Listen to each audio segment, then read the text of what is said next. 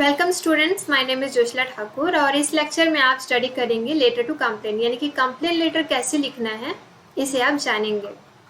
So let's begin.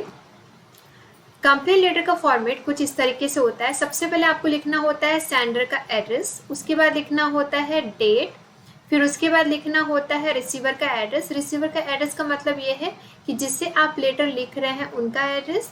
फिर उसके बाद आपको लिखना होता है सब्जेक्ट यानी कि जिस पर्पस के आप लेटर लिख रहे हैं वो। फिर उसके बाद होता है सैल्यूटेशन। सैल्यूटेशन में आपको लिखना होता है सर या मैडम।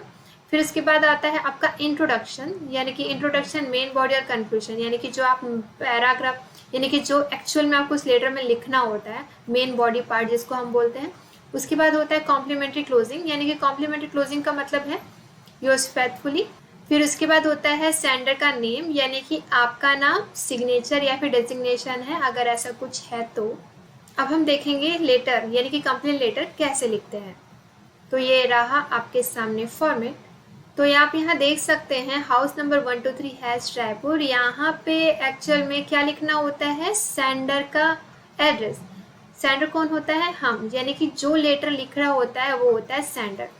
तो उसका एड्रेस यानी कि हमारा एड्रेस यहाँ पे लिखना होगा। अगर आपका एड्रेस क्वेश्चन में दिया है तो उसी एड्रेस को आप यहाँ पे लिखिएगा 2 लाइन में, और अगर नहीं दिया है तो आप इस तरह से क्रिएट कर सकते हैं जैसे कि मैंने यहाँ पे किया हुआ है।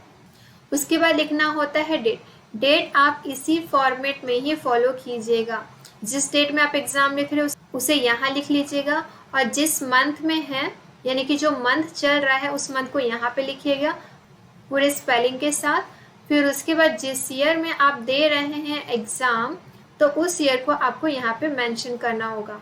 उसके बाद आता है रिसीवर का एड्रेस। रिसीवर का एड्रेस मतलब ये है कि जिसे आप लेटर लिख रहे हो उसका एड्रेस। तो मैंने यहाँ लिखा है ABC शॉप, किसी शॉप को मैं कंप्लेन कर रही हूँ तो मैंने यहाँ लिया है उस शॉप का नाम, और वो शॉप कौन से प्लेस में है वो लिखा है, कौन से जगह पे है लिखा है। यानी कि क्वेश्चन में अगर क्वेश्चन में दिए रहेगा कि आपको किन्हें लेटर लिखना है तो आपको बस वो एड्रेस यानी कि जो क्वेश्चन में दिया है सेम एड्रेस को आपको यहाँ पे नोट करना होगा। फिर उसके बाद सब्जेक्ट में लिखना है कंप्लेन रिगार्डिंग या फिर कंप्लेन अगेंस्ट। तो आप इन दोनों में से किसी एक को फॉलो कर लीजिएगा। कंप्लेन रिगार्डिंग क्वेश्चन में जो दिए रहेगा, मान लो कि आपने रिस्ट वॉच है ना, मान लो कि आपने जो रिस्ट वॉच खरीदा है, ठीक है, आप उसके ऊपर कंप्लेन दे रहे हैं तो आप क्या लिख सकते हो यहाँ पे, कंप्लेन रिगार्डिंग रिस्ट वॉच या फिर कंप्लेन अगेंस्ट रिस्ट वॉच। तो आप यहाँ पे लिख लिए।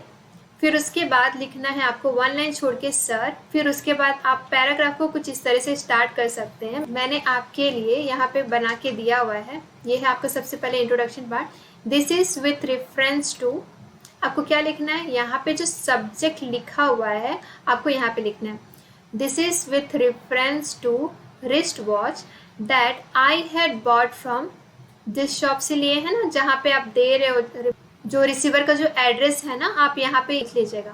जैसे कि this is with reference to wrist watch that I had bought from ABC shop Mukherjee Nagar new Delhi.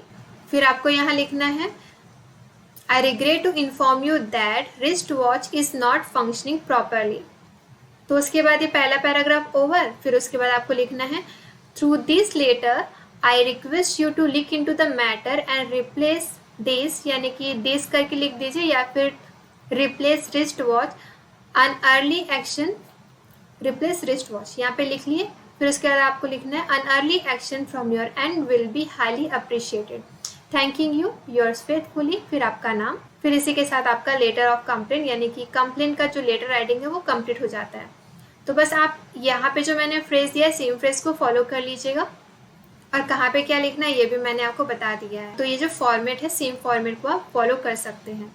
अगर मान लो कि ये जो फॉर्मेट है जो मैंने मेन बॉडी पैराग्राफ यहाँ पे लिखा है, अगर मान लो कि ये आपको पसंद नहीं आ रहा है, आप कुछ और लिखना चाहते हो, अपने तरीके से प्रेजेंट करना चाहते हो, तो इसकी जगह आप इस तरह से भी लिख सकते हैं।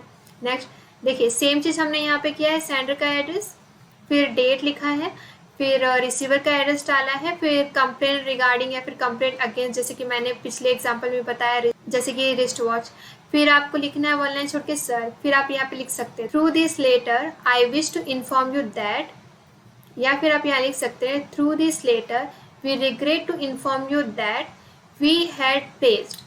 तो आपको देखना है कि किस चीज़ के अगेंस्ट आप कंप्लेन कर रहे हो, उसके अकॉर्डिंग आप पे यहाँ पर ए या फिर एन का यूज़ करना है। जैसे कि मैंने कहा रिस्ट वॉच, तो मैं यहाँ पे लिख सकती हूँ we had placed a wrist watch.